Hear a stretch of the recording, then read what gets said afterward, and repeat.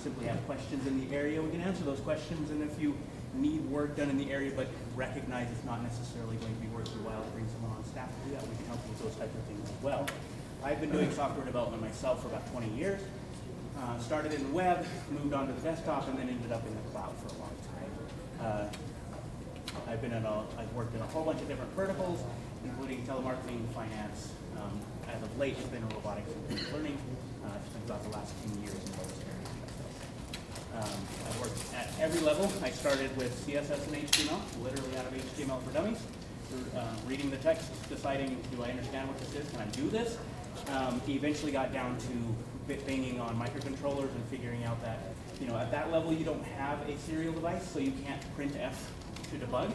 If you think printf debugging is terrible, wait until you have to put an LED into your circuit to figure out if your code is actually executable. I have a bachelor's in computing with a math minor, and then I have a master's in robotics and deep learning. I spent a year with Joshua Bengioni and Goodfellow for the few here that might recognize those names. Point is, I've spent a lot of time studying artificial intelligence, specifically deep learning, which is a methodology that builds upon deep learning. Actually, I'll get into that in a moment, but if you've read anything about the last 10 years on machine learning or artificial intelligence, you're likely reading about these two. I've also taught the artificial intelligence, machine learning, and deep learning classes at the university. And as of late, I'm co-organizing the Utah Deep Learning Meetup with I'm never getting his name right out. Thank you, Jared Haywood. Thanks for the help, John. I'm here because, in my mind, AI is sort of ripe for picking. We've had more than 50 years of research to figure out, oh, this is way harder than we expected. When you go back to, there was an MIT summer project by Marvin Minsky, who's one of the grandfathers of the field, who decided he could solve computer vision in 3 months, and then figured out, oh no, we can't do that. But we've had a lot of advancement in those 60 years, and there are a lot of ways that AI can be used. We just saw, the CEO of HireVue telling us about how it's being used for interviews, right? That is not something that could have been done even 10 years ago at this point. Before we delve too deeply into the edge, I want to talk a little bit about what artificial intelligence is versus machine learning versus deep learning. AI is really the area of computer science that's looking at creating programs that are trying to solve problems with the capacity or capability of a human. So if I want to drive a car, I should be able to drive a car as well as a human and not wreck, for instance, right? Machine learning are a subset of such algorithms. So they're still artificial intelligent algorithms, but they have an added caveat. They are algorithms that have to learn from data. We want to give them data. Sometimes we want to give them the answer, and we want them to develop their own understanding of that data and give us back a prediction that we are interested in, and we guide them that way. And a lot of this is done at a very mathematical level.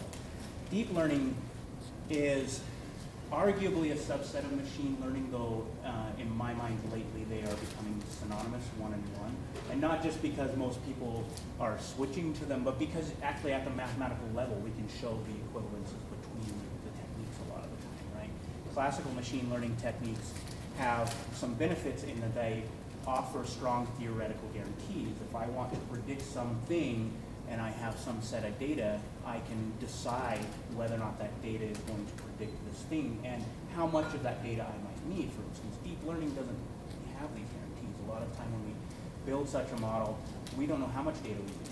So we take a set of data we find, we apply it to the task, we measure its effectiveness, and then we may gather more data and try it again and see, and in all likelihood, we'll see an improvement in the accuracy on the task, right?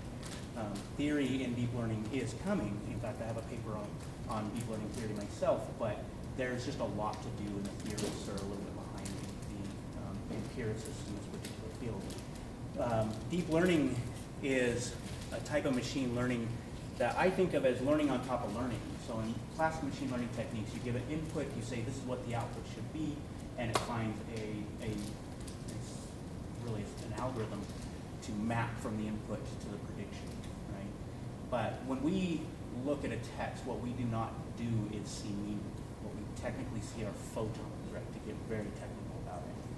The machinery of our body then compiles those photons into lines, lines into letters, letters into words, words into sentences, paragraphs, chapters, etc. And at some level in that hierarchy, and likely a lot of those levels, we're extracting meaning, right? At least at the very word level, even at the letter level, we can start to extract some kind of meaning. Some of our articles are just one or two letters. Right? Why machine learning? Why deep learning? So this is really what I was getting at. We use data. We gather a set of data generated by some group of people that are performing a task we're interested in. We know how well they perform, and that can give us the extra juice, if you will, in our algorithms to solve these problems. Classic AI techniques were very logical, very mathematical, and often didn't perform as well because there were just missing pieces, right? The data helps us find that missing piece, if you will, a lot of time. Another interesting question is, why are these things happening now, right? The earliest thoughts on autonomy go back to Greek, right? With Plato and the like talking about autonomous figures, talking about bringing rocks to life and these types of things, right? A lot of us in the AI field recognize that that is some of our humanity's first thoughts on AI, right? On intelligence, that's not us, if you will. But what's really powering us lately is data and compute. We've seen the internet come on board since the dawn of the computer science age, and that has brought us a great deal of data. It wasn't intended to, per se, it was intended to allow us access to the data that had already existed, and we expected it to generate more data, but it sort of generated head and shoulders more data than I think a lot of us had expected seeing the inception of the internet come out, right? Compute. Gamers. Interestingly enough, I consider myself a gamer. I haven't had a lot of time to do it as of late, but a lot of people told me when I was younger that is not a skill that's going to do you any good. Yeah, maybe not. We see hand-eye coordination is developed well through games, and analytical thinking skills can be developed through games. But in this particular case, gamers helped us by demanding more compute. So NVIDIA and the like started developing graphics cards that give us more compute. And then at some point, some machine learners figured out, oh, we can employ those devices to speed up our algorithms and actually make them effective. And that's where deep learning comes from. There's a lot of parallel computation that can be done. If we try to do it on a regular CPU, it's just simply going to take forever. But you throw it on a GPU because you can parallelize it, you get a lot of compute done real fast. So you're not speeding up the algorithmic complexity for those familiar with this idea, but you are speeding up the wall clock, the time required to actually calculate these things. I also attribute, as of at least the last 5 years, algorithmic improvement to be a major factor of why things are happening. This is not why the deep learning field or AI field in general has kicked off so heavily, but it is now the major area where people are making a lot of strides to improve its accuracy, right? And then as our previous presenter alluded to, data. Data is really one of the more complicated things to get a hold of, especially to get it without the biases that are going to cause the problems he was discussing, right? And being able to detect those biases and whatnot. Yeah. So ultimately, I guess I'm saying that I attribute data, compute, and algorithmic improvement as the reason we are seeing AI take off.